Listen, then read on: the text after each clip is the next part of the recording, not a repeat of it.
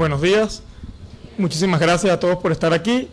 Como comentaba Johnny, nuestro compañero de protocolo, quien será el maestro de ceremonia en esta oportunidad, la intención de la escuela, en convenio, en coordinación con el Tribunal Supremo de Justicia, es generar espacios de discusión para que los abogados relatores de cada una de las salas tengamos la oportunidad de discutir entre nosotros temas de interés para afines, de materias afines a cada una de las salas. En esta primera oportunidad estamos planteando el tema de derechos de la comunidad LGBTI. Esto responde a una realidad que no podemos desconocer y que ya en el ordenamiento jurídico comparado se viene cobrando cada vez más fuerza.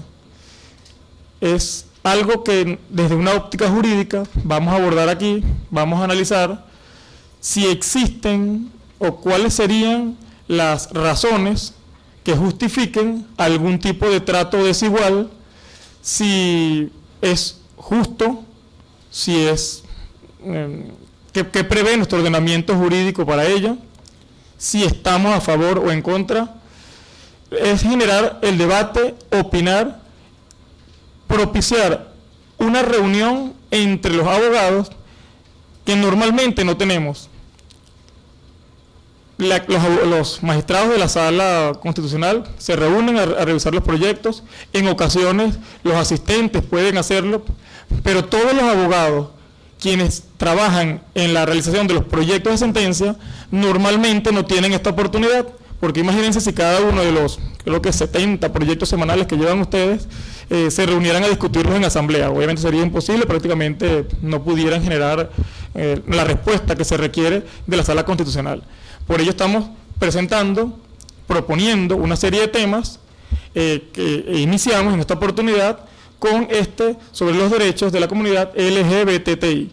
El siguiente foro que estamos proponiendo para el 11 de agosto es sobre protección de datos y está orientado en la misma tónica.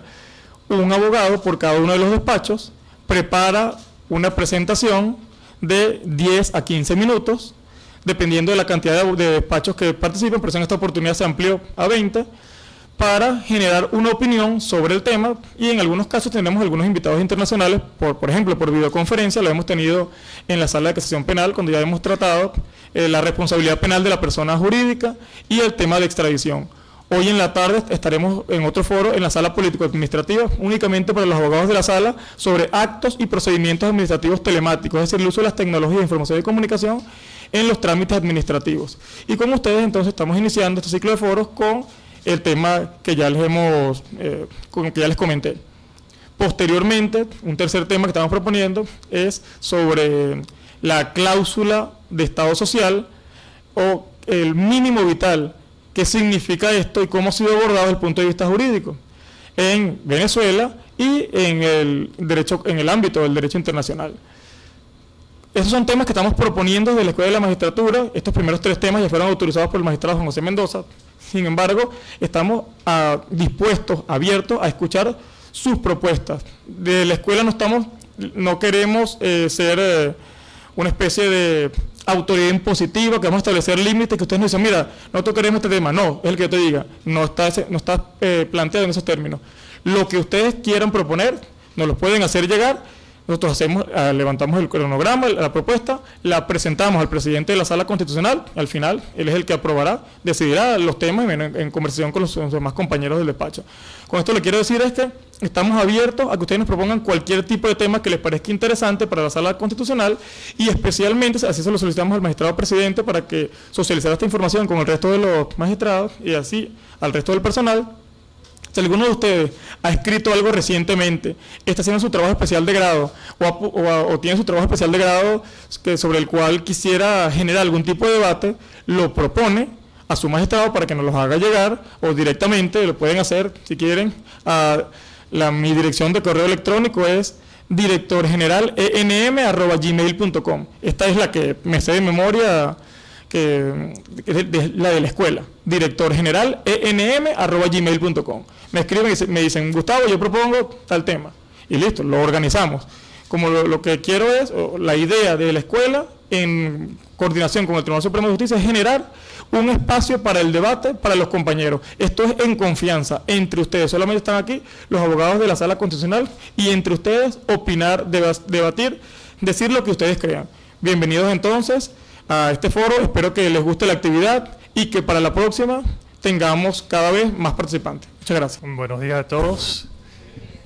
Como se señaló por parte de Gustavo, la idea es abrir el debate. Entonces, de manera genérica, voy a tratar de tocar este tema para que luego podamos discutir sobre el mismo. Podemos observar que esto que tiene que ver con lesbianas, gays, transexuales, intersexuales, nos hace plantear varios temas o varias preguntas, como el sexo puede cambiarse, no puede cambiarse, el mismo el sexo, que la preferencia sexual, que la tendencia sexual. El ordenamiento jurídico lo regula, no lo regula, puede conseguirse soluciones aunque expresamente no esté algo regulado. ¿Existe alguna vía procesal jurídica viable para encontrar solución a estas situaciones que tenga que ver con adopción, sucesión, matrimonio, etcétera?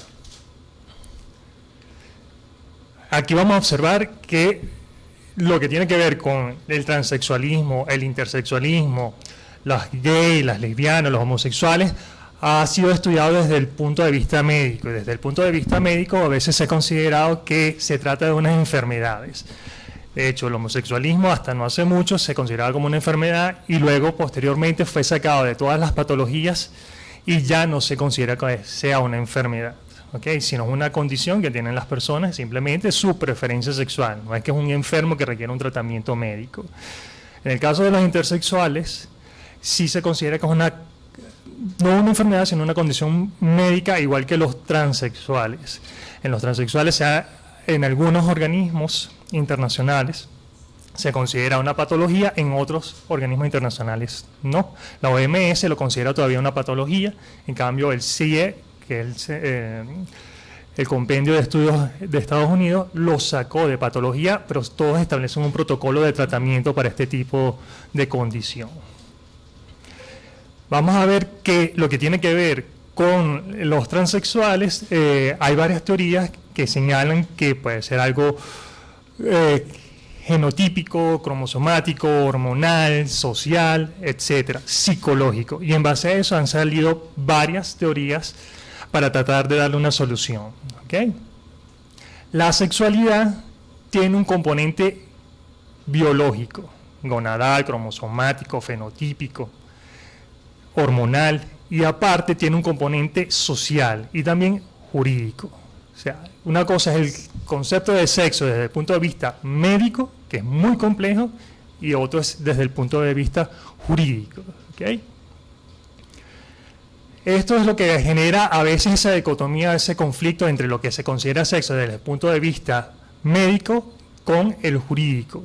Y entonces empiezan a presentarse problemas de transexual, nació hombre, no tiene ninguna diferencia cromosomática, ni gonadal, ni fenotípica, y se siente mujer. ¿Cómo lo voy a reconocer? A diferencia del homosexual o del gay, que el homosexual gay no rechaza de su sexo, sino que tiene una preferencia sexual distinta, le gusta a las personas de su mismo género. ¿Okay?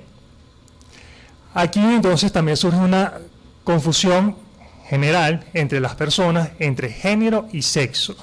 Género es aquella tendencia a la que, o el sexo con el cual yo me identifico, aquella hombre o mujer. Yo me considero de género masculino, me considero de género femenino, pero eso es distinto al sexo. El sexo, yo puedo tener un sexo masculino o femenino, pero en género me identifico con otro, que también difiere de la preferencia sexual. La preferencia sexual puede ser que yo me sienta hombre, pero mi preferencia sexual sea otro. También puede presentarse otra situación. Yo me siento hombre,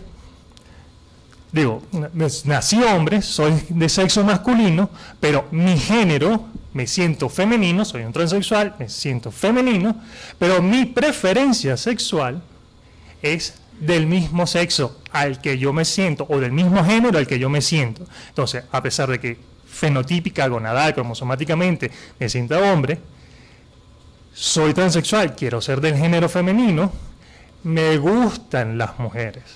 el hecho de que yo me transforme, desee ser del otro género y quiera ser mujer, no significa que me tengan que gustar a juro los hombres, porque eso tiene que ver con la preferencia sexual. O sea, mi preferencia sexual puede ser con las personas del mismo género al que yo me identifico. ¿Okay? Ante eso han salido varias teorías que tratan de identificar o explicar cómo es eso del género. Tienen teorías sociales, autointerpretación, que tiene un aspecto hormonal. Las teorías o las más recientes teorías dicen que tiene que ver con algo en la hipófisis, que tiene alguna influencia hormonal en el organismo junto con otros aspectos que tienen influencia. Y intervienen varios aspectos en combinación para que la persona sienta de esa manera. ¿Okay? Por otra parte tenemos el hermafroditismo o intersexualismo, que es cuando se dice que las personas reúnen en sí ambos géneros. O sea, un hermafrodita perfecto no existe. Existen diferentes clasificaciones de hermafroditismo y ello ha llevado a que en el ámbito mundial, cuando las nuevas tendencias son que cuando nace un niño bajo esta condición, no se le asigna un sexo de una vez o un género, sino que se coloca de género o sexo indeterminado, para que en la medida que vaya creciendo y se vaya identificando, una vez que haya crecido, sea él, frente a la identificación que tenga, quien decida a cuál género el que desea pertenecer. Y allí se le da la documentación correspondiente. ¿Okay? Porque ¿qué es lo que suele ocurrir o suele pasar normalmente? Que al nacer el aspecto físico aparente, predominante, es al que suelen colocarle. Eso suele ocurrir aquí en Venezuela. Si se le ve más un pene que una vagina, se coloca que es masculino. Si es al revés, se coloca que es femenino. Sin embargo, puede ir creciendo e identificarse con el género contrario. Y eso genera entonces después las problemáticas de documentación, identificación, etcétera, que vamos a ver más adelante. Allí vemos que ya tiene una diferencia con el transexualismo, que no es que tiene alguna condición física, sino que es una coincidencia de ambos géneros en su organismo. Así tenemos que, en cuanto al transexualismo, está en la teoría genética, la teoría hormonal, la teoría psicosocial y la multifactorial, que es la más tendiente. O sea, es un conjunto de todas las anteriores que hace que se dé esta situación o esta condición en estas personas.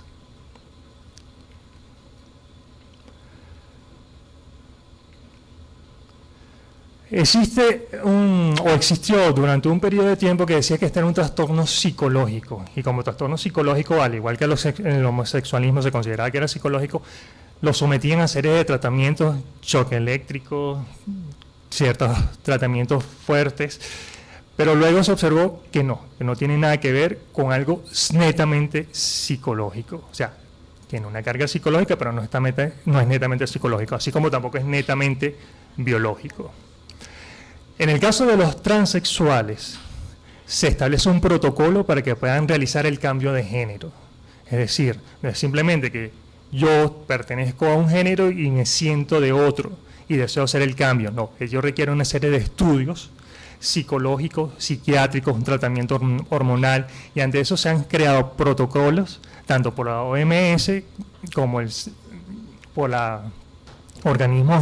otros organismos internacionales, como por cada estado, para, en base a esos protocolos que implican varios aspectos sociales, psicológicos, hormonales, médicos, haga que esa persona sea reasignada al sexo que siente.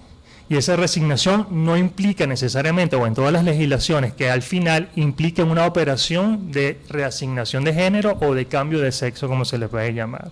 Pero como dijimos, cambio de sexo no es, porque el sexo difiere del género, es otra cosa diferente. Vinculadas, pero no son lo mismo.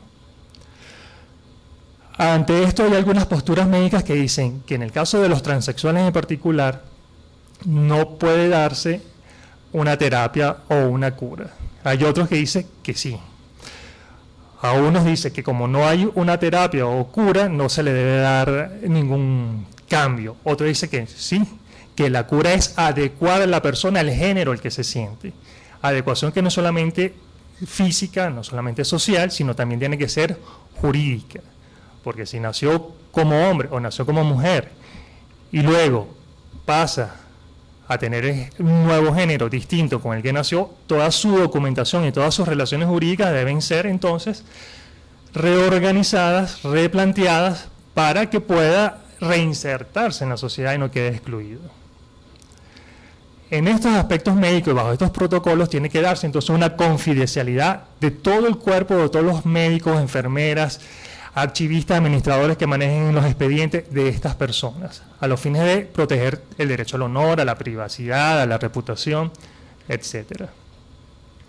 En el ámbito jurídico, vamos a observar que se encuentran involucrados varios aspectos, lo que tiene que ver con la persona, que sea un derecho natural, si se afectan derechos colectivos, tiene que ver con el Estado civil, y el Estado civil que además está vinculado al orden público, con la minoría, con el sexo, situación familiar, situación de las personas,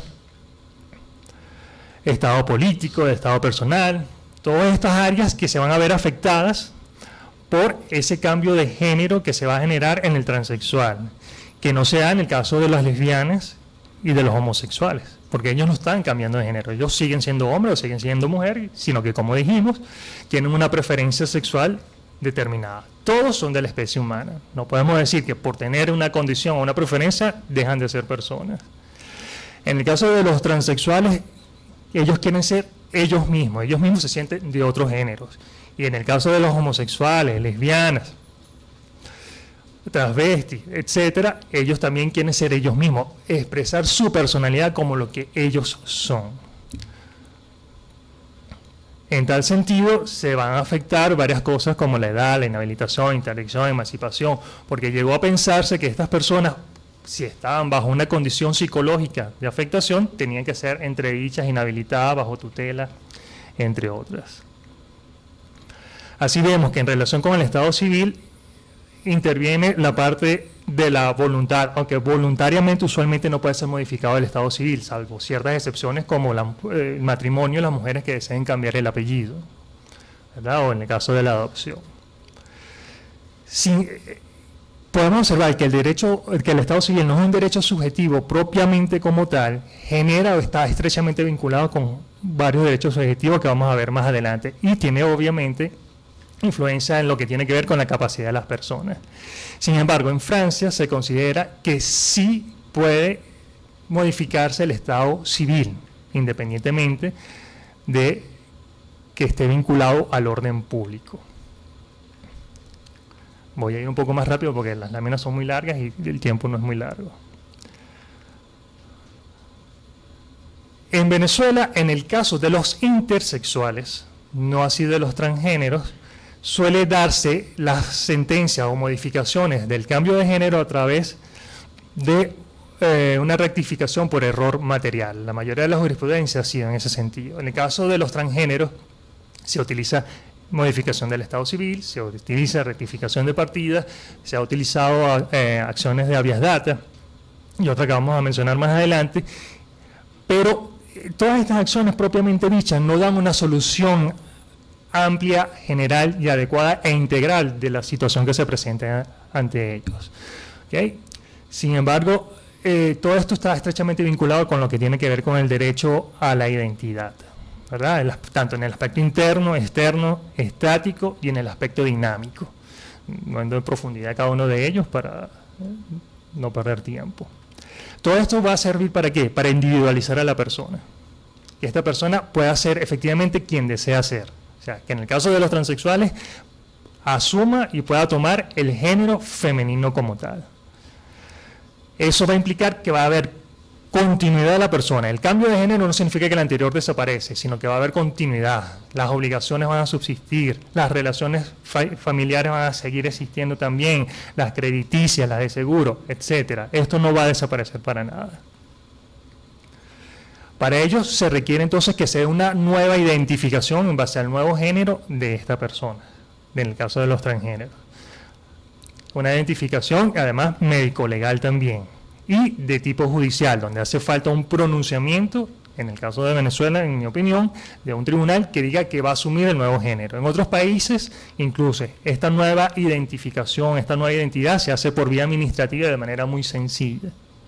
¿Okay? Se ha pasado por varias etapas. Comenzó siendo muy engorroso con el aspecto judicial y las tendencias más modernas, como por ejemplo en España, es que por vía administrativa se produzca estos tipos de cambios sin ningún o con el menor trauma posible. Como dijimos, entonces esto tiene que ver con los derechos a la individualidad, con los derechos a la personalidad. Y, sin embargo, también tenemos que tomar en consideración que existen ciertos límites sobre el cuerpo. ¿Okay? En el caso de los transgéneros y de los intersexuales, como ellos desean reasignarse al nuevo género, suele colocarse en algunos estados la obligatoriedad, que ahora cada vez menos, de realizar la operación quirúrgica de adecuación del género nuevo. Sin embargo, esto tenemos que verlo con cuidado, con recelo, porque este tipo de intervenciones quirúrgicas implica una esterilización de la persona. ¿Okay? Salvo que haya guardado los espermas, los espermatozoides, los óvulos previamente para en un futuro, a través de un vientre en alquiler u otro método de fertilización, tener descendencia. Si no toma esas precauciones va a quedar totalmente estéril la persona. Entonces, obligarla a operarse significa que, por una parte, le estamos negando la posibilidad de tener familia biológica. Por adopción podrá tenerla, pero no biológica. Otro aspecto que tenemos que tomar en cuenta es que una vez realizada esta reasignación quirúrgica del nuevo género, aunque el sexo tiene mucho que ver o tiene mucho componente psicológico, juegan o tienen un papel fundamental las terminaciones nerviosas, el contacto, el físico, y por muy buena que sea la operación, estas terminaciones nerviosas y la satisfacción sexual de la persona no va a ser exactamente igual. Se pierde mucho, entonces también estaríamos limitando a la persona a sus derechos sexuales. Entonces, por eso la tendencia hoy en día es a eliminar la obligatoriedad de que se tenga que realizar como último paso la reasignación médico-quirúrgica para otorgarle la nueva identidad, porque eso implicaría la negación, violación y transgresión de otros derechos humanos como los que les estoy mencionando. Esta reasignación de esta persona obviamente va a influenciar lo que tiene que ver con el nombre. Pero ¿qué es lo que se va a cambiar? Se va a cambiar es el nombre de pila. El nombre bautismal, el primer nombre, no el apellido se mantiene exactamente igual. ¿Okay? En varias legislaciones, en el derecho comparado, se realiza esto sin ningún inconveniente y, como les digo, incluso en algunos países se permite que en ese proceso de adecuación generen un primer cambio del nombre para irse adaptando a su nueva condición. Todo esto va a tener que afectar e influenciar en todos los aspectos registrales, inmobiliarios, mobiliarios, comerciales, etcétera, que tenga la persona. A su vez, esto va a tener influencia en lo que tiene que ver con el derecho de la familia y sucesiones. Herencia, quién puede heredar, a quién no puede heredar, se mantienen las relaciones paterno-filiales, si se tienen hijos con los padres, si va a adoptar, si no puede adoptar. En la mayoría de los estudios que se han realizado en otros países se ha observado que la adopción de las parejas homoparentales o de los transexuales no tiene ninguna diferencia con relación a las parejas heterosexuales. Esa situación o esa condición que se piensa que la persona o que si estas personas adoptan se va a convertir en homosexual o bisexual el hijo, eso es falso. Usualmente la mayoría de estos estudios lo que indican es que suele haber dos tipos de diferencias. Uno, suelen ser niños muy consentidos, muy mimados, porque como les cuesta tanto obtenerlos, suelen ser sobreprotectores y demasiado cariñosos, cosa que a veces es mala. Y la otra diferencia es que suelen ser niños más tolerantes frente a estos aspectos y otros aspectos de la vida. ¿Okay? En cuanto al matrimonio, la mayoría de las legislaciones a nivel del mundo, del derecho occidental, grecorromano en que nosotros estamos, están aceptando o permitiendo los matrimonios de parejas del mismo sexo. ¿Okay? En el caso de los transexuales o intersexuales que son resignados genéricamente, como se considera que tienen pleno derecho del otro sexo, se pueden casar con la persona del sexo distinto al género obtenido. Y si en esos países se permite el matrimonio homosexual, bueno, con personas del mismo género. Solamente hay pocas excepciones en el mundo, usualmente países fundamentalistas, extremadamente religiosos, que tienen este tipo de prohibición, pero incluso países como Irán, que es un país musulmán, se permite y paga el Estado la operación de reasignación de género. No permite el homosexualismo, pero en el caso de los transexuales dice, yo te lo acepto, te ayudo a que te reasignes a tu nuevo género. Tenemos otros países más cercanos como Haití, que hoy en día está discutiendo en su parlamento prohibir y establecer como penalidad las relaciones y matrimonios homosexuales. Para que vean cómo de un extremo al otro pareciera que fuera todo lo contrario más bien. Como íbamos mencionando, entonces, estas relaciones paterno-familiares, matrimonios, etcétera, deben mantenerse exactamente en el caso de los transexuales y homosexuales. O sea, permitir que tengan este tipo de vínculos, de relaciones, que tengan derecho a la pensión, derecho al seguro, porque se presentan muchos problemas en relación con eso, que no pueden adoptar, que no pueden recibir seguro, sin embargo, pueden realizar la adopción individual, en el caso venezolano. Pero como pareja no. La afiliación biológica no se va a romper. ¿Qué va a ocurrir en el caso del matrimonio en Venezuela? Como es un hecho sobrevenido, solamente la parte afectada, es decir, el cónyuge, podría alegar un hecho sobrevenido para solicitar la nulidad del matrimonio. Si no la solicita, el matrimonio será válido. Actualmente, si la persona se realiza una reasignación de género, pero no tiene la asignación legal de ese nuevo género, puede casarse con la del género contrario. Es decir, si es un hombre, se cambia a mujer, pero le gustan las mujeres y quiere casarse con una mujer, podrá hacerlo porque no tiene ningún impedimento, porque legalmente sigue siendo un hombre. Y no se puede considerar que es un matrimonio homosexual. De allí la importancia de poner orden a este tipo de situaciones. El derecho sucesoral se mantiene, no va a romperse por ningún momento esa línea sucesoral, o ese vínculo a heredar o dejar herederos o poder recibir por herencia. En el derecho laboral, estos tipos de personas, homosexuales, lesbianas, gays, intersexuales, suelen ser rechazados. A pesar de que la ley del trabajo dice que se va a contratar a las personas por su condición, su experticia intelectual o de habilidades para realizar determinada actividad, suelen ser rechazados por la condición que tienen de, o preferencia sexual que tienen de LGBTI, lo cual es contrario obviamente a toda la normativa laboral. Sería una discriminación que se estaría dando. De allí que la remuneración de estas personas cuando son contratadas suele ser menor, suele ser explotada mayoritariamente si es que son contratadas, porque generalmente suelen ser rechazadas y por ello tienden la mayoría de ellos a trabajar en dos aspectos fundamentales: belleza, peluquería, arreglo de uñas, masajista o la prostitución, porque tienen que subsistir. Y en la prostitución, bueno, eso implica otra serie de aspectos que vamos a ver más adelante en los cuales se ven afectados. Entonces, el patrono solamente va a poder despedir a esta persona si incurre en alguna de las causales del derecho laboral, no por su condición de lesbiana, gay, transexual, intersexual.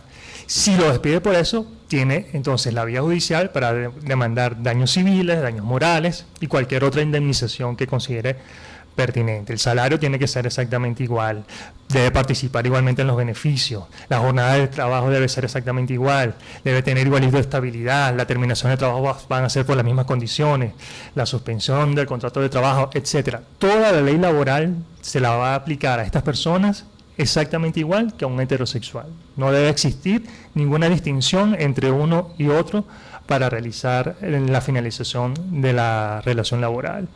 Igualmente ellos pueden participar en lo que tiene que ver en los derechos colectivos laborales, crear sindicatos, participar en el sindicato, buscar la protección de ellos como grupo especial o no dentro del grupo general porque son albañiles, entonces están dentro del grupo de los albañiles. En el derecho penal también tenemos otro aspecto importante. En Venezuela no existe algo que existe en el derecho comparado que se llaman delitos de odio, que son aquellas agresiones que sufren estas personas simplemente por la condición o la preferencia sexual que ellos poseen. En nuestro país sería por el delito común. Además, frente a la situación de los transexuales y los intersex, tenemos una serie de delitos en los cuales nos podríamos plantear dudas, que sería violación, seducción, prostitución, corrupción de menores. ¿Por qué? Porque en varios de estos delitos El sujeto activo, y a veces el único sujeto que puede ser activo, es un hombre, no una mujer. ¿Qué pasa si es un transgénero que se siente mujer y comete el delito? El rapto con promesa matrimonial. Se raptan a un transexual que se siente mujer. ¿Es rapto o no es rapto? Porque es hombre. Y el rapto nada más puede ser de una mujer. ¿Verdad? Si le damos el reconocimiento a esta persona, obviamente habrá rapto. O sea, en estos tipos penales tiene que considerarse que tiene que ser del género al cual asumió, no del cual pertenecía, sino el que está asumiendo. ¿Okay? Y el ordenamiento jurídico debe propender a evitar esos delitos de discriminación de género o de odio. Que discriminación de género no solamente violencia contra la mujer, sino contra estos grupos también. Tenemos por otra parte la conscripción militar. Habrán varios de ellos que deseen participar y servir a la nación. En algunos países se ha dado la solución diciéndoles que pueden participar en el género del cual nacieron, otros no, al género del cual han asumido. ¿Okay? En otros países simplemente le dan, por ejemplo Cuba, le da una alternativa de prestar el servicio militar más bien como de manera administrativa. En el derecho deportivo también se presenta, ya en varias olimpiadas se ha dado el caso de que se ha admitido los transgéneros bajo ciertas condiciones, que tienen que tener un tratamiento por lo menos desde hace 2 años, en tratamiento hormonal, y van a participar en el género en el cual están asignados. Y no se va a considerar que por eso tenga alguna ventaja, porque si está bajo sometimiento de tratamiento hormonal, si es un hombre, va perdiendo esa musculatura, va perdiendo esa fuerza o esa condición física que haría que tuviese cierta ventaja frente a las mujeres. ¿Okay? De la misma manera, estas personas pueden ser entrenadores, pueden ser coach, pueden ser jueces, pueden ser árbitros. Y allí en el ámbito deportivo también se ha dado el problema, o se dio el problema de acoso sexual. ¿Okay? ¿Quieres participar? Tal cosa. ¿Qué baño van a usar? ¿El de hombres o el de mujeres?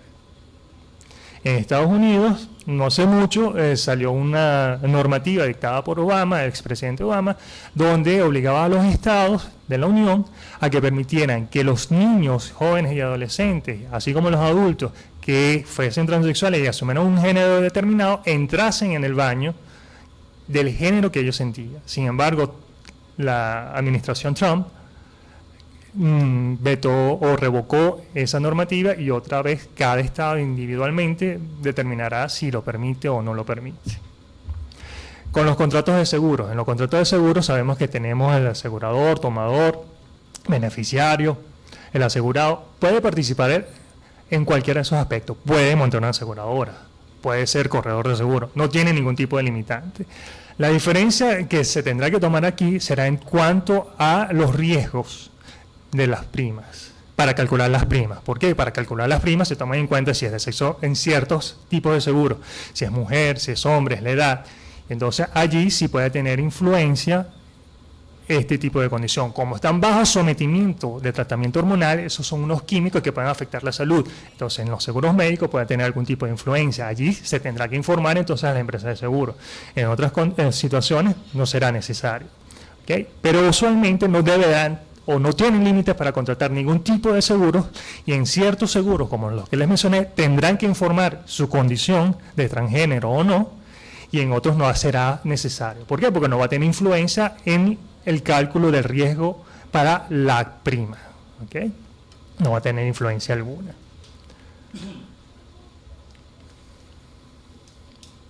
Por lo tanto, las causas de terminación del contrato serán las del derecho ordinario y se les aplicarán normalmente a ellos, y solamente podrá rescindirse el contrato y revocarse en estos casos de seguros especiales que les he mencionado, donde sí será relevante esa condición, pero son muy pocos, no son la mayoría, sino son la minoría de ellos. Sin embargo, ellos podrán no solamente constituir empresas de seguros, sino también cooperativas y mutuales.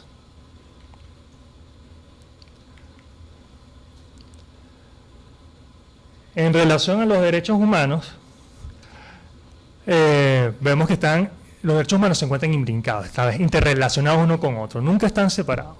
Tendrá mayor influencia uno que otro, pero todos están allí. Además son dinámicos, progresivos, no son estáticos, van avanzando con el tiempo. Eso debemos que tomarlo en consideración para esta situación que nosotros estamos estudiando. Eso es lo que ha permitido que países como Italia, como España, a nivel de su jurisprudencia, de su legislación, hayan ido progresivamente realizando las adaptaciones y adecuaciones de su ordenamiento jurídico para la protección de todos estos grupos especiales, ¿okay? En todos los ámbitos señalados anteriormente. Esto tiene que ver con la dignidad de la persona, el derecho a su libertad, libertad de desarrollo de la personalidad, libertad sexual y todas las libertades con ello vinculados, el derecho a la identidad, ser quien es, tener la documentación que se adecue con quien es, su identidad sexual, su preferencia sexual,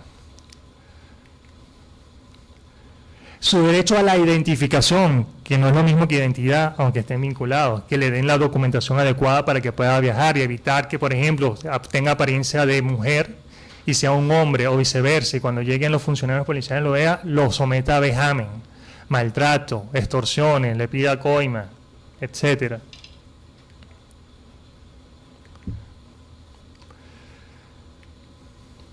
En el derecho a la igualdad y discriminación por sexo vemos que también existen normativas, resoluciones, recomendaciones de diferentes organismos internacionales. O sea, no solamente la legislación interna y la jurisprudencia y los tribunales internos de los países han tocado el tema de los LGBTI, sino también la ONU, la OEA y otros organismos internacionales han dictado y se han pronunciado sobre el tema. ¿Okay?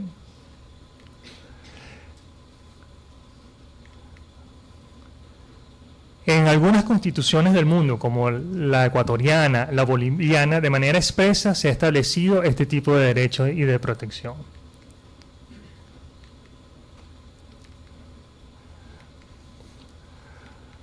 Por último, vemos que la normativa nacional venezolana no es que está exenta o eliminada totalmente de algún tipo de regulación. Existe, pero mínima, muy poca. En base a principios generales del derecho y como derechos humanos, hablamos de la Constitución, por los derechos humanos, que podemos aplicarlos y adaptarlos a estas situaciones en particular. Están los convenios y tratados suscritos por Venezuela en materia de derechos humanos y otros principios generales, como los de Yogyakarta, que aunque no han sido asimilados plenamente, pueden observarse como normas de jus cogens y tratar de aplicarse. La LOPSIMAD tiene algún tipo de regulación al respecto. Hay resoluciones del Ministerio de Interior y Justicia. La Ley Orgánica del Poder Popular, el Reglamento de la Ley Orgánica del Trabajo,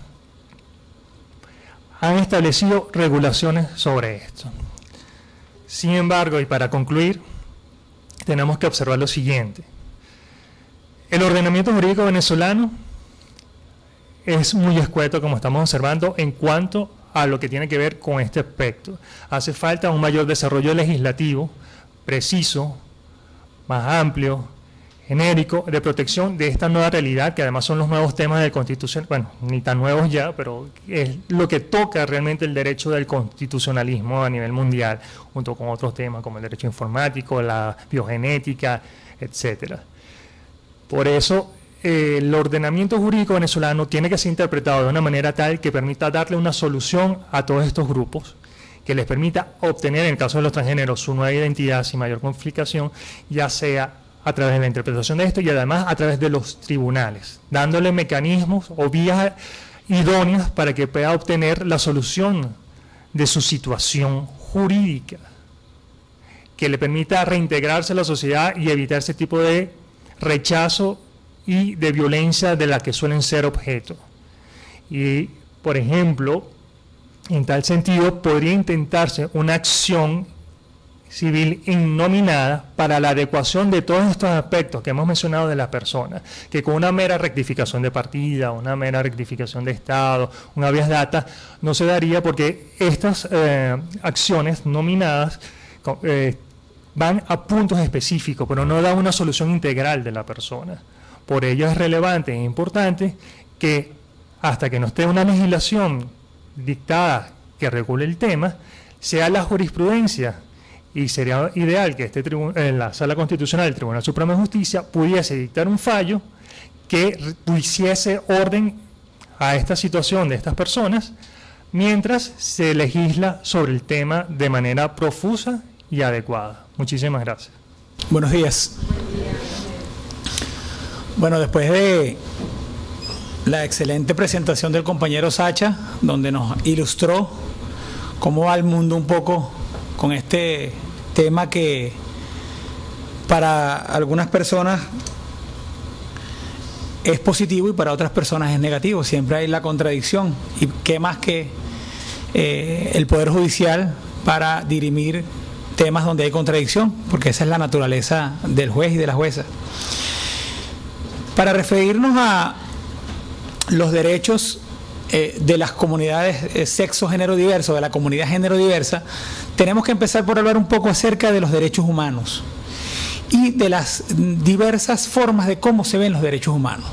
Tenemos un enfoque de la visión tradicional de los derechos humanos que establece que los derechos son los que reconocen las normas, el derecho extremadamente positivista, que vienen dados por acuerdos y convenios internacionales en muchos casos, y por supuesto que se establecen como en la mayor parte del mundo, en todo el mundo, en las normas constitucionales.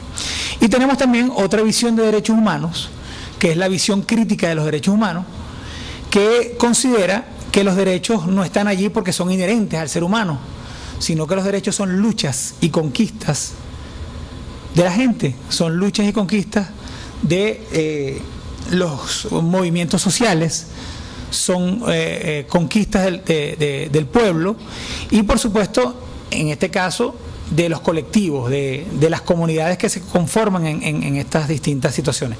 Hemos visto en el pasado cómo las mujeres luchaban por igualdad en el trabajo, por la posibilidad de votar en muchos países que no tienen ese derecho. Hemos visto como en los Estados Unidos las comunidades de negros, y me refiero a negros porque es el término que utilizamos aquí, mucha gente considera que no debe ser así y le llaman afrodescendientes, aquí en Venezuela le llaman afrovenezolanos, pero bueno, hemos tenido en el pasado actuaciones de líderes políticos, empezando por Hugo Chávez, que cada vez que hablaba decía mi negra, y entonces bueno, es lo que se veía. Un candidato presidencial en unas elecciones sacó una tarjeta llamada mi negra, y entonces bueno, no hablemos de discriminaciones porque ese es el argot, la forma como hablamos los venezolanos. Estas luchas sociales obviamente vienen dadas por estos grupos minoritarios, y en el caso de la comunidad sexo género diversa hay una lucha en el mundo que viene desde hace muchos años y que en estos últimos 20 años bueno, ha tenido un tratamiento, una acogida por parte de las legislaciones, por parte de los tribunales en diversos países del mundo, y hemos generado, digamos, o el mundo ha generado noticias y ha generado apertura en un tema que hasta hace 20, 30 años era un tema tabú, pues. Sin duda alguna tiene que ver directamente. Entonces podemos decir que en este caso el tema de los logros que ha podido tener la comunidad sexo género diversa en el mundo tiene que ver directamente con las luchas sociales de estos grupos, que en algunos países los llaman como grupos vulnerables. Yo creo que de alguna forma son grupos vulnerables porque dentro de todo en muchos de esos países no se reconoce derechos fundamentales como el derecho al libre desenvolvimiento de la personalidad, como el derecho a la igualdad y como el derecho a la no discriminación. Perdón. La idea de esta conversación que les quiero yo llevar acá es un poco hablar en un enfoque crítico, porque creo importante que en los foros, bueno, ya tuvimos una parte bastante informativa que nos dio Sacha, pero también es importante ver ese enfoque crítico, cómo lo vemos, y por eso, bueno, todo lo que yo diga aquí lo digo en mi nombre, particularmente no estoy hablando en nombre de mi magistrada ni del tribunal, ¿no? Y ese enfoque crítico es muy importante porque nosotros tenemos que entender un poco eso. Entonces decíamos, bueno, ¿qué podemos decir en un foro donde se va a explicar un poco qué es lo que existe en Venezuela, la normativa, cuáles han sido los avances, qué es lo que ha pasado en el mundo? Bueno, vamos a hablar un poco de las políticas públicas. Tiene que ver un poco con la especialización que estoy ahorita culminando, y creo que en este caso Venezuela está un poco atrasada con el tema de políticas públicas en relación a la comunidad sexo género diversa. Bueno, Sacha lo decía, la legislación acá es mínima, por no decir que no existe. Creo que la Asamblea Nacional desde hace mucho tiempo está en omisión legislativa. Y en omisión legislativa no porque la Constitución diga que hay que desarrollar un artículo específicamente en esto, sino en omisión legislativa porque tienes una lucha de grupos que tienen años pidiéndole a la Asamblea Nacional que por favor regulen o desregulen específicamente, pero principalmente regulen, creen una norma que permita a esto que se ha llamado hasta ahora minoría, pero que cada día crece más. Yo les puedo decir, yo tuve la oportunidad de trabajar en la Defensoría del Pueblo con el doctor Sacha y algunos otros compañeros también que están aquí en la sala, y me tocó ser defensor del pueblo de Caracas, donde recibíamos denuncias directas de personas. Por ejemplo, me tocó atender una denuncia muy horrible, que una persona transgénero que fue detenida en un centro de atención policial y obviamente no existía un calabozo donde lo podían meter, se lo metieron con los hombres. Bueno, imagínense lo que pasó. Cosas como esa, ¿no? Y por eso decía yo, bueno, vamos a hablar un poquito de políticas públicas, porque no existen. Claro, ¿cómo van a existir políticas públicas que si no tenemos un marco normativo que obligue a quienes tienen que hacer las políticas públicas, que es específicamente el Poder Ejecutivo Nacional, que tiene que diseñarlas, ejecutarlas y darle su seguimiento? Entonces tenemos que empezar, por supuesto, por la legislación, y aquí, bueno, la primera crítica tiene que ser para el Poder Legislativo. Tenemos un Poder Legislativo pues que definitivamente no le ha interesado ni hasta el momento, bueno, poner en funcionamiento varios proyectos de leyes que las comunidades sexo género diversas han entregado a esa Asamblea Nacional. Y la pregunta es, ¿las políticas públicas solamente son dadas o son obligación del Poder Ejecutivo? Yo creo que no. Yo creo que en el Poder Legislativo se pueden hacer políticas públicas. Yo creo que en el Poder Judicial se pueden hacer políticas públicas. En el Poder Ciudadano, en el Poder Electoral. Entonces, no es solamente el poder del Poder Ejecutivo. Entonces, ¿qué son las políticas públicas? Bueno, sencillamente, son los planes, son las acciones, son las actuaciones que se diseñan, se ejecutan y se dan seguimiento. ¿Para qué? Para satisfacer las necesidades de la población. Y eso es lo que específicamente realizan los gobiernos, específicamente en el Poder Ejecutivo. Como ustedes podrán ver, existen políticas públicas en materia de salud, políticas públicas en materia de vivienda, políticas públicas en materia de seguridad personal y en otros, que son estos tres derechos fundamentales que en todos los países es lo principal: seguridad, educación y salud. ¿Quiénes las diseñan? Bueno, por supuesto, el Poder Ejecutivo. ¿Existen políticas públicas en el Poder Legislativo o en el Poder Judicial? Bueno, en este caso concreto, al tema que estamos hablando, es importante que se tome en cuenta eso. Si tenemos un Poder Legislativo que tiene algunos proyectos o algunas iniciativas legislativas por parte de las comunidades, ustedes saben acá cuáles son los procesos de formación de la ley y de alguna forma de qué manera pueden los ciudadanos y las ciudadanas activar un proceso de formación de la ley. Entonces, vamos a empezar por ahí. Tenemos una Constitución que ya Sacha lo decía en estas últimas intervenciones, luego del lapso de preguntas y de intervenciones, donde decimos, tenemos el artículo constitucional es amplio, no dice si sí o si no. Hay una interpretación del tribunal, pero ahí está. Yo creo que tenemos la posibilidad en este momento, donde estamos en las puertas de una nueva Asamblea Nacional Constituyente, de la oportunidad de revisar ese tema. Y por eso ya estamos viendo candidatos y candidatas que representan este sector.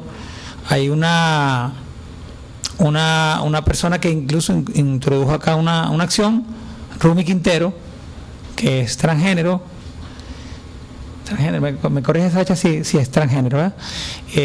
Nosotros trabajamos con ella mucho en la Defensoría del Pueblo, pues en ese tema de las denuncias por discriminación policial, por discriminación habida en en centros educativos, en hospitales, con la población sexo género diversa. Y ya que por ahí tenemos en ciernes esta Asamblea Nacional Constituyente, creo que es una oportunidad bien importante. Pero a su vez también el Poder Legislativo tiene que diseñar políticas públicas para tratar de incorporar, no solamente en estos 3 o 4 normas que existen, el tema de la LOXIMAT, hay una norma administrativa de la policía, pero que es muy mínimo, pero eso que la mayoría son de carácter sublegal, no son de carácter legal. Entonces, sí se puede hacer política pública de parte de una asamblea legislativa. Tenemos que fue electa en diciembre la primera diputada transgénero a la Asamblea Nacional. Bueno, qué bueno que tenemos esa persona allí. Sin embargo,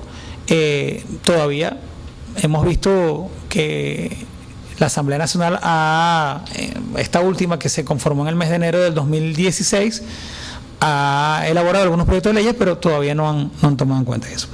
En el caso del Poder Ciudadano, bueno, el Poder Ciudadano, conformado por la Defensoría del Pueblo, el Ministerio Público y la Contraloría, específicamente la Defensoría del Pueblo como institución nacional de derechos humanos, es la llamada a hacer un acompañamiento a estos grupos sexo, género diverso, que de alguna manera lo ha hecho.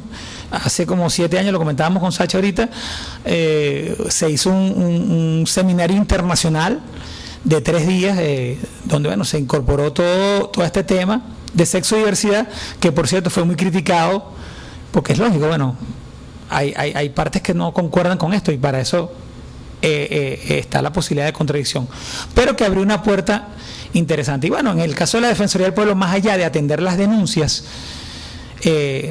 por discriminación, digamos, no ha habido un gran avance. Creo que la Defensoría del Pueblo también tiene la posibilidad de diseñar políticas públicas de acompañamiento y de atención a la comunidad sexo, género diverso.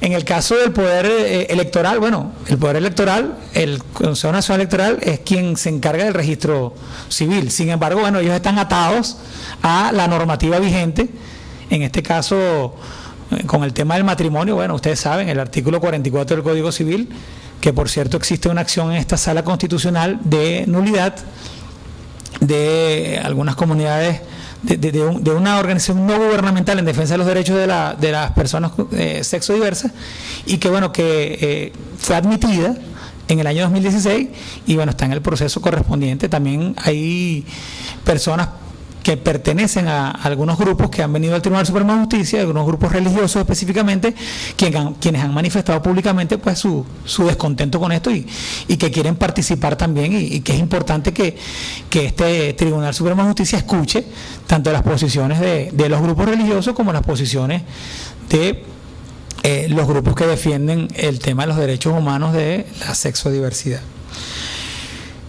El Poder Judicial, sí, ¿por qué no? Creo que el Poder Judicial ha venido, específicamente el Tribunal Supremo de Justicia, con algunas sentencias que ya ustedes conocen, delineando un poco este tema, y bueno, tiene una oportunidad de oro en todas las acciones que en este momento están acá en el tribunal, que permiten un poco distender esto. Pues hay países que han venido regulando legalmente a través de la legislación, pero también hay países que lo han hecho a través de las decisiones judiciales. Creo que en Alemania el Parlamento hace 3 semanas aprobó la posibilidad de la unión de personas del mismo sexo. Creo que es uno de los últimos países que ya lo hizo. Pero bueno, también en el Poder Judicial creo que tenemos que pensar un poco en ese tipo de políticas públicas. Y qué mejor ejemplo que estar aquí presentes en este foro, o en este conversatorio, en donde, bueno, a través de la Escuela de la Magistratura y estos temas que se están proponiendo, se busca pues crear un poco de conciencia con este tema, que sigue siendo un poco de tema tabú como tal. Se me olvidó decirles un poco en el caso de la actuación del Poder Ciudadano, bueno, que también en este caso la Defensoría del Pueblo tiene la posibilidad de ejercer acciones en derecho colectivo y difuso en favor de estas comunidades, que tiene la posibilidad de ejercer las acciones populares de nulidad, como cualquier ciudadano puede tenerla, que incluso puede tener la posibilidad de adherirse a las acciones que interpone cualquier ciudadano ante los tribunales, y creo que ahí es importante que puedan tomar un poco de acción en cuanto a ello. Bueno, algunos ejemplos que tienen que ver con esto, Sacha los nombraba anteriormente. ¿Cuáles son las consecuencias de que la legislación cambie? ¿Cómo cambiaríamos positivamente lo que en este momento se considera como discriminación, poder convertirlo en lo que es la discriminación positiva, digámoslo así, como se ha hecho en este caso, por ejemplo, con las personas con discapacidad, que apenas hace unos años se aprobó una ley para las personas con discapacidad que le dio derechos, entre otros, un derecho muy discutido en el sector empresarial era que los empresarios y los mismos sectores públicos deben de incorporar un 5% de su personal en la nómina, que tengan discapacidad, por cierto que no lo cumple nadie. Creo que los primeros que tienen que empezar por cumplirlo son los organismos públicos y tampoco ocurre así. Entonces tenemos que pensar un poco en este tema de, digamos, la discriminación positiva en el caso de la comunidad sexo, género diversa. Algunos ejemplos que pudiéramos hablar con lo que no existe en el país, y por eso hablábamos de un enfoque crítico de las políticas públicas, porque la conclusión de todo esto es que en Venezuela no existen políticas públicas en favor de la comunidad sexo diversa, y que bueno, que estamos muy atrasados en relación al mundo en cuanto a esto. Países cercanos como Colombia, bueno, nos llevan como 30 años luz en todo esto, y bueno, por supuesto que es importante hacerlo. Por ejemplo, en las cárceles, bueno, tiene que haber políticas para establecer mecanismos de separación. Si una persona está procesada, está privada de libertad o tiene una condena y tiene una condición de género diferente o una orientación sexual diferente, aquí debería haber algo de eso. Es el ejemplo que les colocaba cuando en una policía municipal tuvimos que enviar a un funcionario porque lamentablemente a esta persona con su orientación sexual y un transgénero lo meten en un calabozo y bueno, la denuncia fue bastante fea, ¿no? En materia de vivienda, por ejemplo, no tenemos una política pública, tenemos una extraordinaria política pública de vivienda en los últimos años que han entregado más de 1 millón de viviendas, pero aquí no se ha dicho si una pareja por supuesto, como la legislación no lo ve, no lo permite, una pareja de personas del mismo sexo pueda tener acceso a una vivienda de interés social adjudicada en la Gran Misión Vivienda de Venezuela. O sea, tenemos que incorporar las políticas públicas también a el tema de vivienda. En el caso del sector privado, también Sacha comentaba un poco el tema de los baños, ¿no? ¿Cómo hace una persona que considere un transgénero, una persona que se considera su orientación sexual distinta, te vas al baño de los hombres, te vas al baño de las mujeres? Bueno, tenemos que regular, tenemos que generar políticas y normativas para que esto de alguna manera se pueda solucionar, porque de repente un hombre se mete en un baño de unas mujeres porque él no se siente hombre y las mujeres no lo van a ver bien, o viceversa. Entonces no existe tampoco nada de eso. En los derechos laborales, bueno, ya también lo comentaba Sacha, existe mucha discriminación y de alguna manera pues la adecuación legislativa y las políticas que se pueden generar desde el Estado deben de ir derribando esas barreras de discriminación. Las Fuerzas Armadas, en el deporte, también han ocurrido este tipo de casos. Por supuesto, esto viene dado directamente del ejercicio de 3 derechos constitucionales importantes, pues, o principales, que son el derecho al libre desenvolvimiento de la personalidad, el derecho a la igualdad y más aún el derecho a la no discriminación.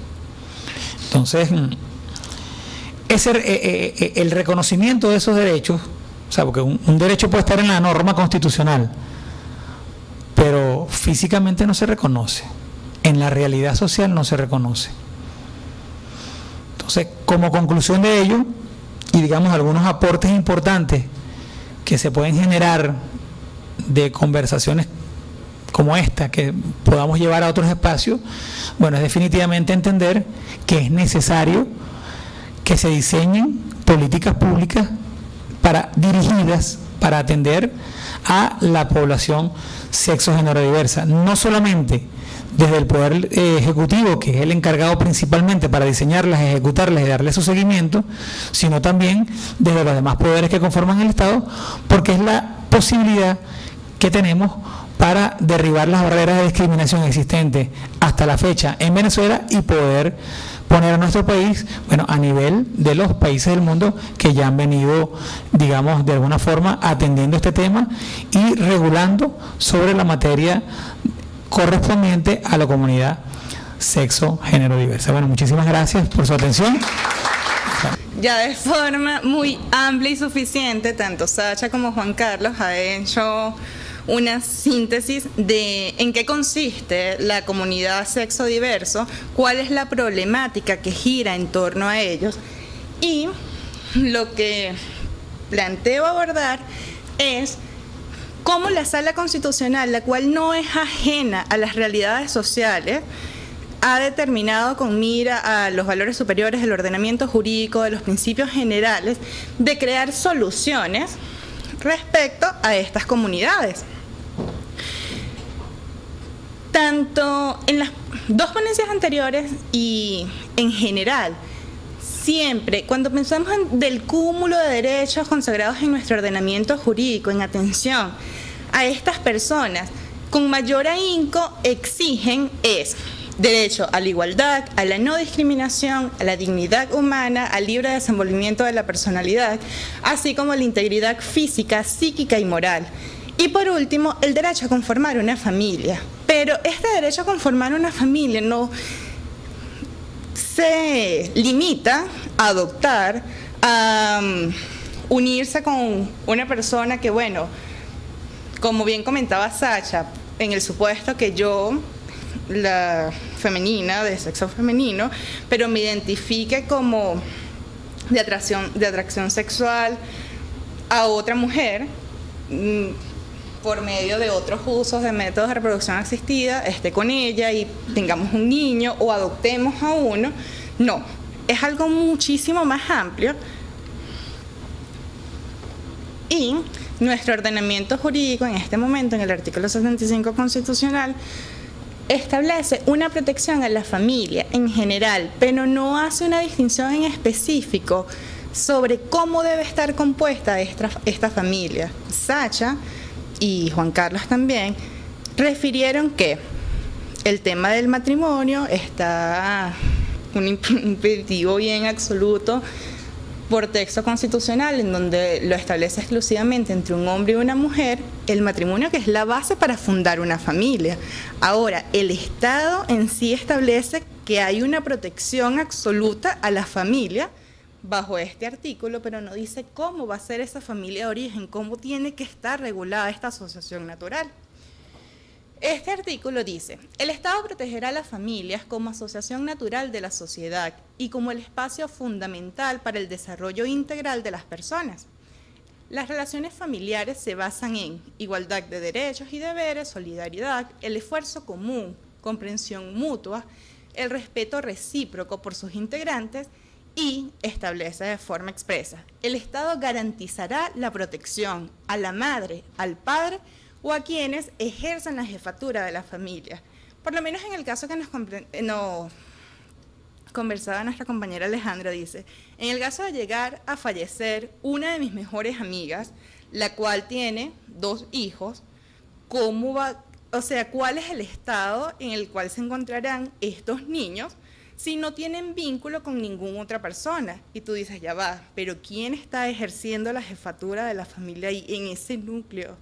O sea, yo creo que esa protección familiar, aunque no existe un vínculo, pero insisto, esto es un criterio propio, no estoy hablando en nombre de la sala, esta persona se vería protegida y ese núcleo lo están conformando ellos, o sea, están ahí en forma ensamblada.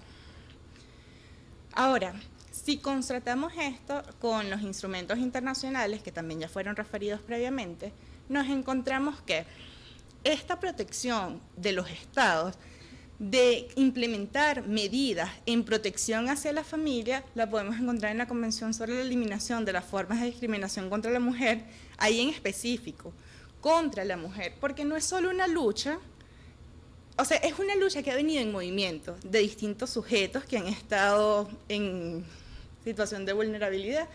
En este caso se buscaba equiparar a la mujer, sus relaciones familiares, personales, en sí, pero ahora lo encontramos de una forma más general en la Declaración Americana de los Derechos y Deberes del Hombre, que aunque es del hombre, dice toda persona, o sea, toda persona puede ser objeto de esta protección familiar.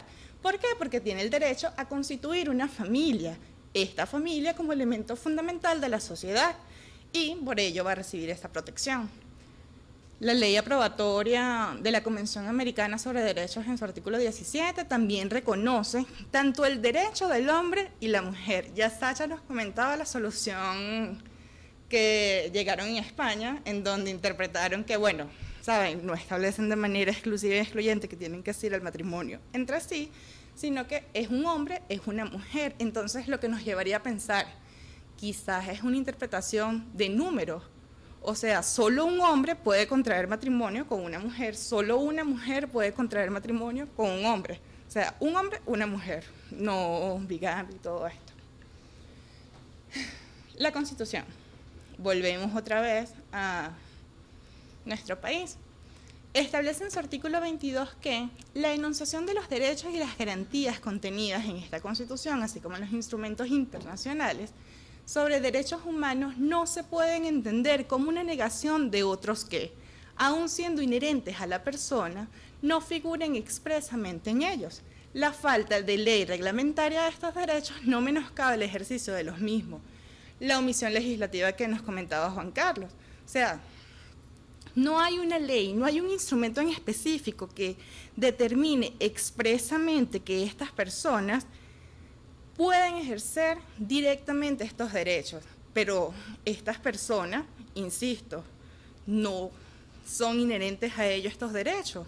¿Cómo se van a materializar si el ordenamiento jurídico no los reconoce? Y es allí quizás en donde creo que la Sala Constitucional, insisto, tratando de buscar soluciones a estas realidades sociales, ha desarrollado que esta Constitución se estipula simultáneamente como derechos fundamentales los derechos económicos, sociales y culturales, que implica de por sí consecuencias muy específicas, entre ellas que le es aplicable en principio la tutela mediante amparo, porque nuestro texto fundamental, a diferencia de otros ordenamientos, no discrimina esa garantía para ciertas clases de derechos, así como su vinculación inmediata, ya que nuestro ordenamiento, la Carta Magna, contiene un valor normativo que pregona su exigencia automática, desconociendo lo que la doctrina denomina derechos programáticos. Entonces, derecho fundamental, diferenciación específico, los derechos programáticos, ergo, los derechos fundamentales de estas personas, aunque no están expresamente, deben y así deben ser reconocidos como de ejecución directa e inmediata por ellos. Lo que nos lleva a la decisión de la jefatura de la familia decidida por esta sala en el caso de José Manuel Simón Domínguez. Personas del mismo sexo contraen matrimonio y por actividades bioéticas, métodos de reproducción asistida, procrean y tienen felizmente un hijo acá en Venezuela. El tema es cómo se establece la relación de ellos entre sí, de todo el núcleo, donde no estamos en presencia de un vientre en alquiler, porque no se le va a otra persona, sino que se va a conservar el bebé, perdón, no tengo otra expresión. Cómo en esta esfera jurídica donde confluyen estos derechos, tanto de las madres como del niño, obtener una identificación, de tener una filiación reconocida, de ser criado en el seno de su familia, si este ordenamiento jurídico no los reconoce. Volvemos al estudio. Los actos volitivos de la sociedad son anteriores al derecho y este derecho debe reconocerlo. Entonces la sala avanzó y interpretó el artículo 75 constitucional, en donde lo que comentábamos hace rato en el caso de Alejandra, o sea, quien ejerce efectivamente la jefatura de la familia es que recibirá la protección del Estado en torno a los derechos sociales y de las familias consagrados en nuestro ordenamiento jurídico. En derecho comparado, ya lo complicaban también nuestros compañeros, la realidad social se ha encaminado no tanto a nivel de estructura, familia, núcleo, sino de relaciones entre ellos. O sea, cómo vamos a ser reconocidos nosotros en nuestros sentimientos, o sea, nuestro matrimonio igualitario y todo esto. En Argentina fue el primero en América Latina, el 10º, en reconocer estas uniones de personas de igual sexo. Desde el año 2010, como digo, se permiten estos matrimonios de relaciones igualitarias y el 10º en el mundo, es de resaltar que en este país se empleó la expresión matrimonio igualitario para así hacer referencia a la reforma en su Código Civil, haciéndole entender a la sociedad que su finalidad es la búsqueda de la igualdad entre sus habitantes. Luego le siguieron con este mismo término de matrimonio igualitario países como Uruguay, Colombia, Chile, Brasil. Desde hace rato nos comentaban que estos países, aunque están muy cercanos, nos llevan mucho en esta materia. En Brasil en específico fue a través del Tribunal Supremo, mediante decisiones, que se reconoció el matrimonio de iguales sexos. Pero en algunos casos equiparados a que estas uniones de hecho en sí constituían familia, que aunque no iban a buscar el amparo del derecho para reconocer esta situación, se tenían ya como tal. En el mundo hay 23 países hasta ahora, no sé si hayan más de lo que leí, que permiten el matrimonio homosexual, el matrimonio en sí. Ahora, cuando hablamos de las uniones, de la unión civil, en Europa hay 8, en América del Sur 2 y en Oceanía solo 1. Esta viene siendo la situación global. Si vemos ahí, Venezuela, bueno, está en espera de atacar esta situación. Entonces, la problemática a resolver. Sacha nos hacía un compendio de las leyes en nuestro ordenamiento jurídico que dicen algo acerca al respecto. Hablábamos que era casi inexistente, pero tal cual como está planteado el ordenamiento jurídico actual, se pueden diseñar estas políticas que tanto hacía referencia Juan Carlos en torno a derechos sociales de la comunidad de diversidad de orientaciones sexuales. Cada uno tendrá su respuesta muy personal y no pretendo coercionarla que me los diga, pero yo creo que sí, tal cual como estamos planteados ahorita. O sea, esta sala constitucional que ha empezado en la avanzada puede terminar ante la omisión, porque son derechos que, insisto, o sea, solo se necesita el reconocimiento, ahí está, los actos volitivos de la sociedad ya lo establecieron. Entonces, la marcha, la avanzada, tiene que darse de forma inminente. Gracias. Hola, buenos días a todos, gracias por compartir esta experiencia que, por la invitación realizada, no es más que traer temas a ser discutidos, a ser oídos. Y evidentemente, en este caso también, esta ponencia es parte de mi opinión personal, sin comprometer ni a mi magistrado ni obviamente a la sala. Pero creo que en los tiempos actuales, a pesar de nunca haber manejado en forma de investigación jurídica este tema, fue un reto personal, aunado a que sí he tenido, respondiendo un poco a lo que nos decía Gustavo, sí he tenido experiencias tanto de familias, de familiares, específicamente familiares muy directos, unas primas, y sí haber tenido amigos muy cercanos. De hecho, mis amigos cercanos, ambos en diferentes casos, están fuera del país, y una de las razones es por su sexodiversidad, o sea, por su condición sexual. Tuvieron que irse, incluso los dos trabajaban en administración pública, y personas muy brillantes, abogados los dos, uno está en España y otro está en Alemania, haciendo su vida desde el punto de vista sexual el resto de su vida. Entonces, bajo ese criterio, además de la experiencia personal, mi formación ha sido muy penalista y de los derechos humanos. Quise enfocar el tema, porque sé que la sala ha trabajado un poco más el tema de lo civil, conozco la experiencia también de lo que ha trabajado Sacha. Me pareció que este tema de la parte penal es interesante, aunque no estamos en la sala de casación penal, pero al final aquí, como máximo intérprete de nuestra Constitución, vemos mucha materia penal. No es casualidad que haya tomado esa imagen de un negro homosexual para que viéramos quizás una doble discriminación o hasta triple en el caso de las personas negras, que además tienen un tema sexodiverso que afrontar. Es simplemente un concepto de qué es la discriminación. Entendemos evidentemente que discriminar es diferenciar, distinguir. Ya solamente a veces es chocante la palabra, ¿no? Entender que discriminar es separar. Para empezar, yo lo siento así como que separar. Y eso, separar una cosa de otra, en el caso del tema sexual o el tema de cómo afrontas la sexualidad y el género, evidentemente es una forma de discriminar a las personas.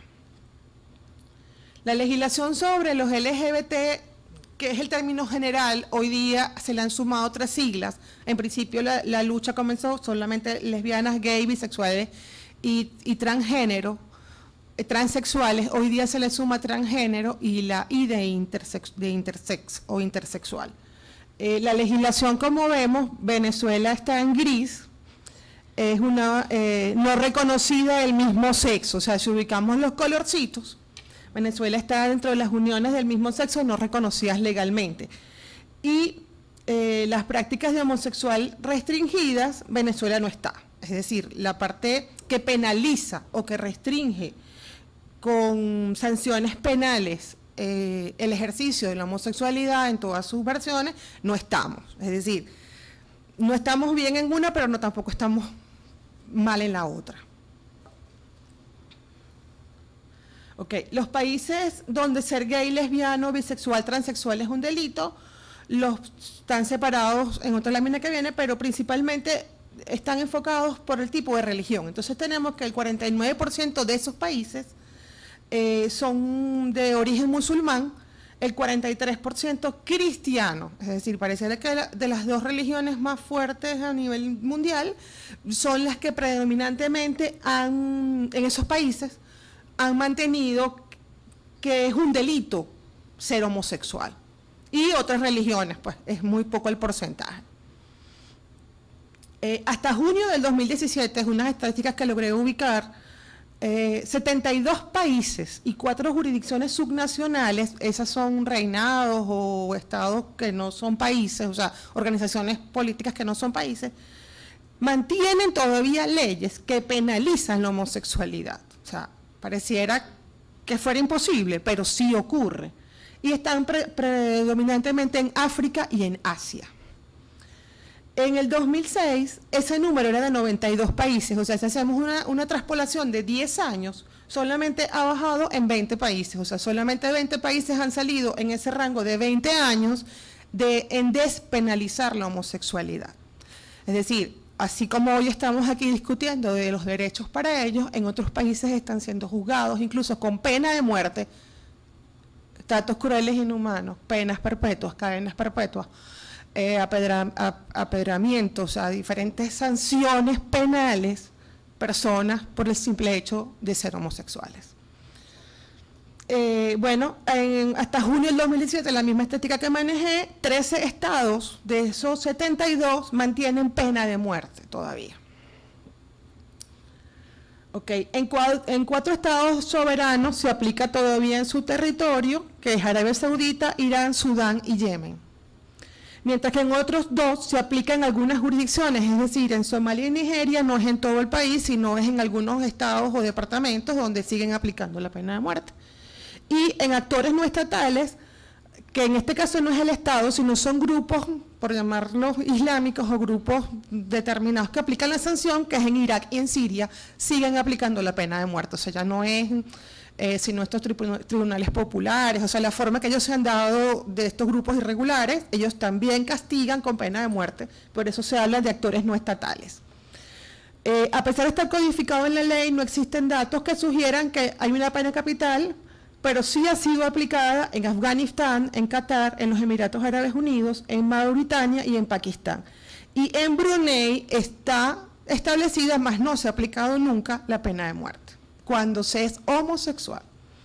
En definitiva, en todos los estados donde se aplica la ley islámica podemos ver que evidentemente se sigue aplicando la pena de muerte.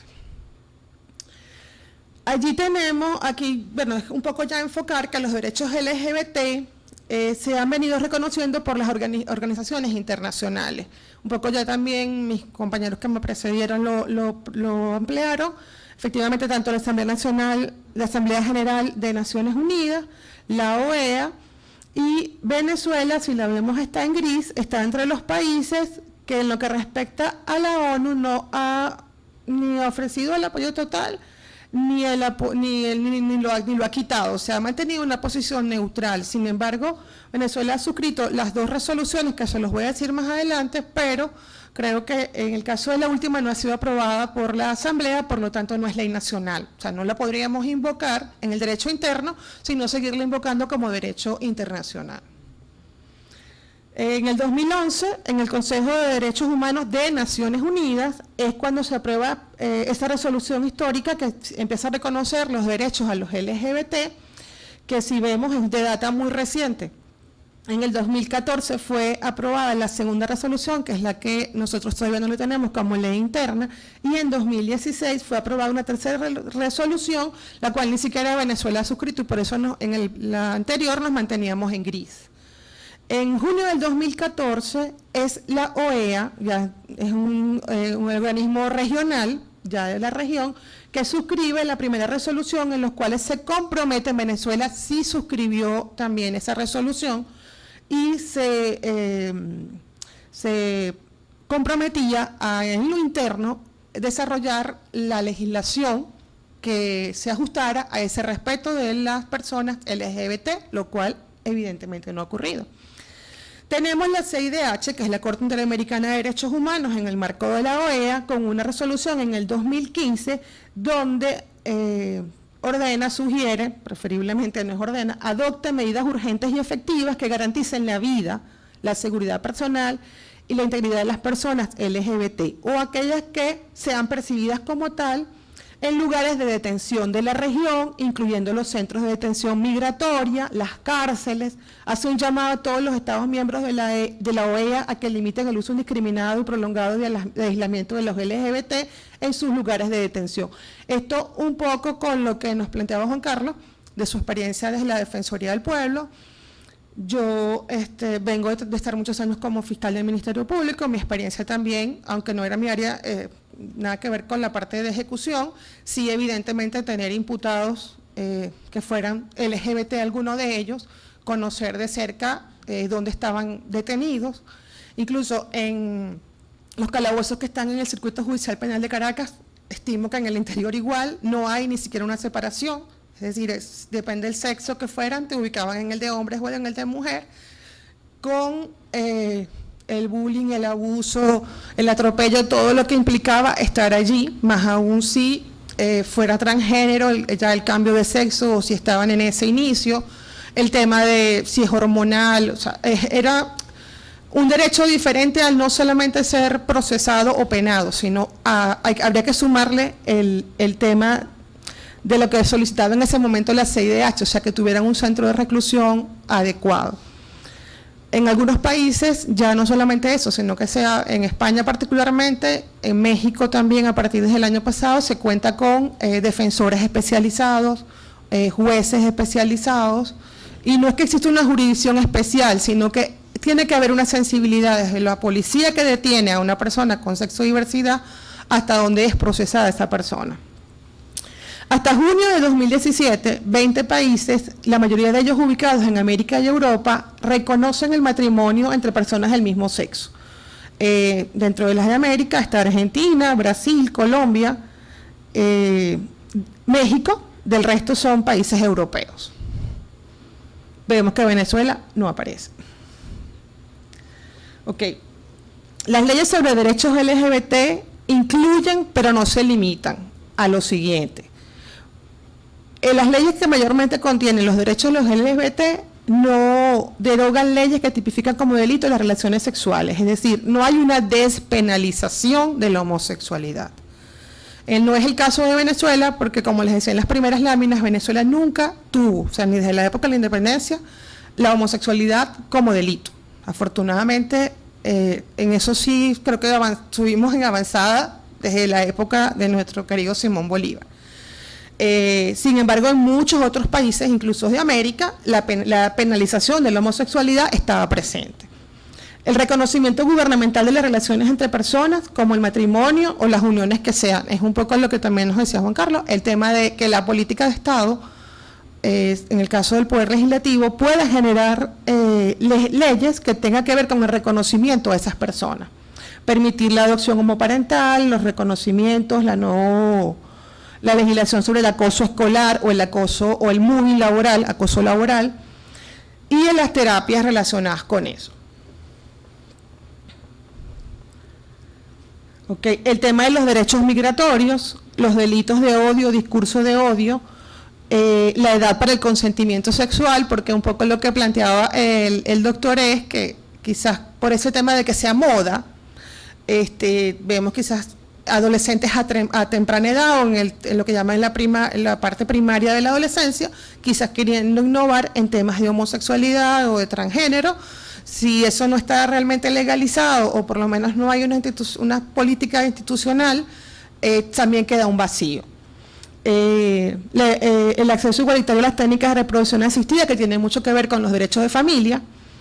El acceso a las cirugías de reasignación de sexo, que hasta recientemente tuve conocimiento que en este mes que fue el del orgullo gay, que fue mayo, junio, que en Venezuela ya se está haciendo reasignación de sexo.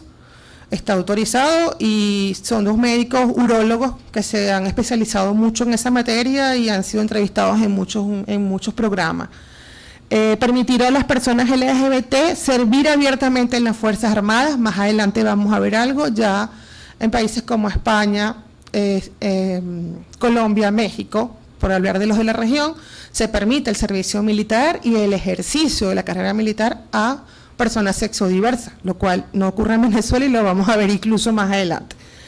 Permitir que los hombres que tienen sexo con hombres puedan donar sangre, o sea, o mujeres con mujeres, el tema de donación de órganos, donación de sangre, o sea, hay un tema vinculado a todo esto que no solo es los derechos constitucionales, sino todo el desarrollo de lo que implica los derechos constitucionales de estas personas. Caemos en la homosexualidad en Venezuela. Venezuela evidentemente es un país homofóbico. Es homofóbico por toda la conducta que se mantiene en la sociedad. Un poco el ejemplo que nos ponía Gustavo.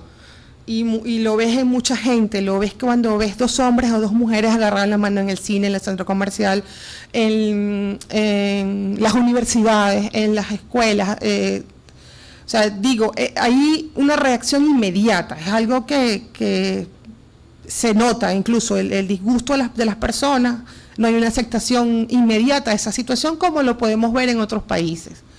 Eso está muy reforzado por los medios de comunicación, por los patrones culturales que hemos desarrollado los venezolanos, y si bien no podríamos decir que actualmente existe una posibilidad pro a la homosexualidad o a los LGBT, lo que ha habido es una tolerancia muy mínima.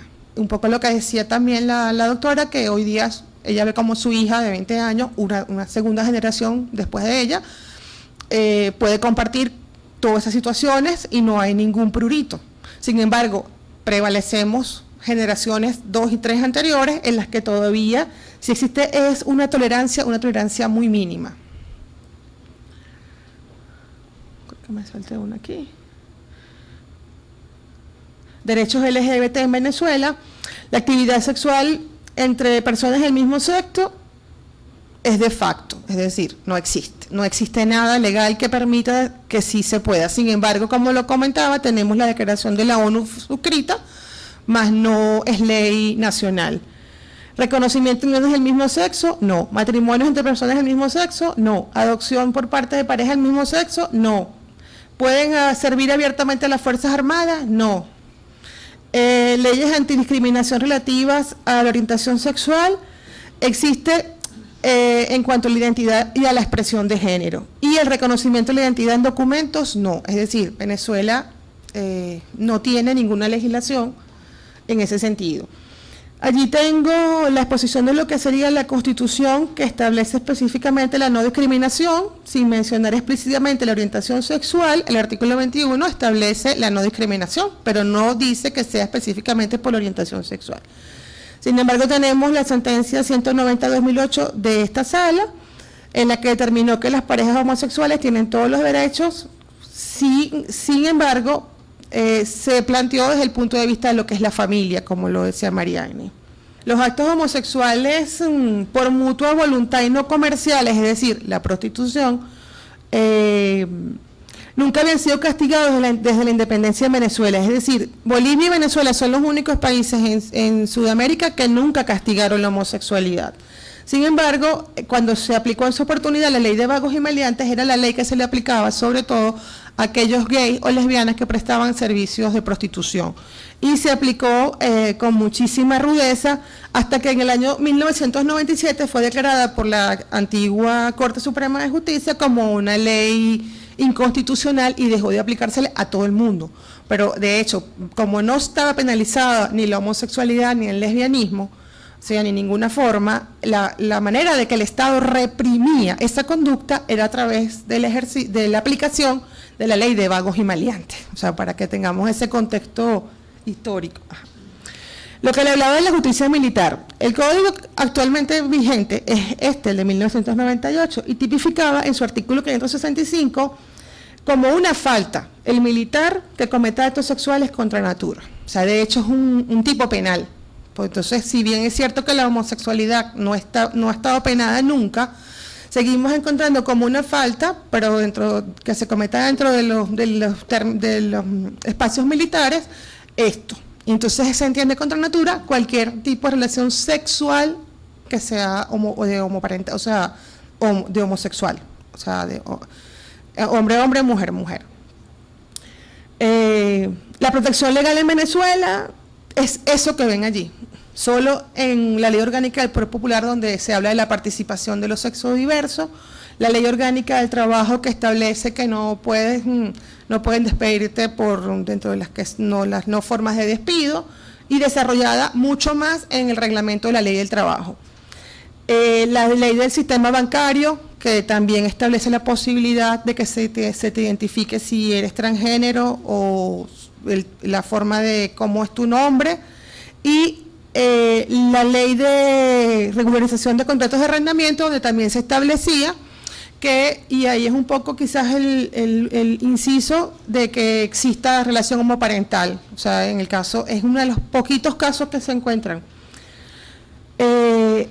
Derechos LGBT en Venezuela, ahí hay algunos puntos específicos. En Venezuela se realizó un matrimonio homosexual, pero se realizó en la Embajada Británica, es decir, aunque era espacio británico, fue estando en Venezuela. Era un venezolano y un inglés, acto que igualmente fue informado a las autoridades venezolanas. Es un dato curioso que muy poco lo había oído y lo verifiqué. En el 2007 se planteó la reforma constitucional, específicamente de los artículos 21, 77 y 89, para el referéndum, y el mismo no fue aprobado. Y en el 2008, a través de la resolución 190, se dio respuesta a esa solicitud que se había hecho, y se menciona que un individuo no puede ser discriminado en razón de su orientación sexual. Es decir, aquí el desarrollo también ha sido jurisprudencial. Vemos que no ha habido ningún desarrollo legal. ¿Sí?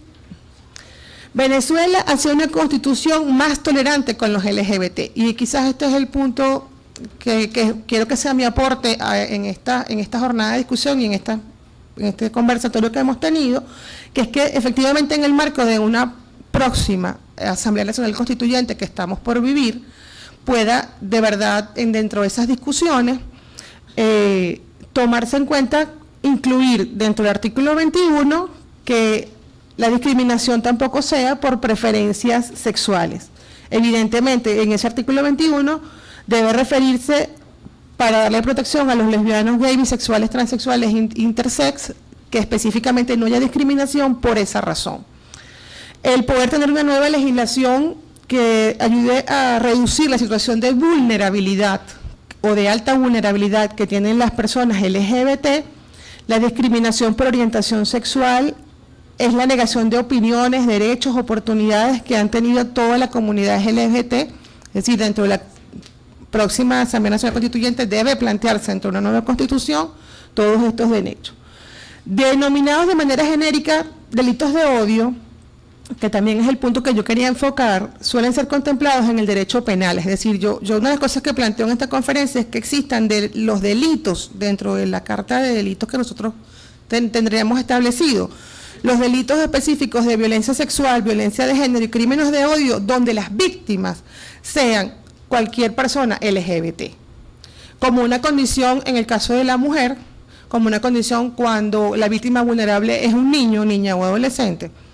Y esa ley contra crímenes de odio y discriminación sea por orientación sexual. La norma penal que incluye la orientación sexual y la identidad de género como agravante.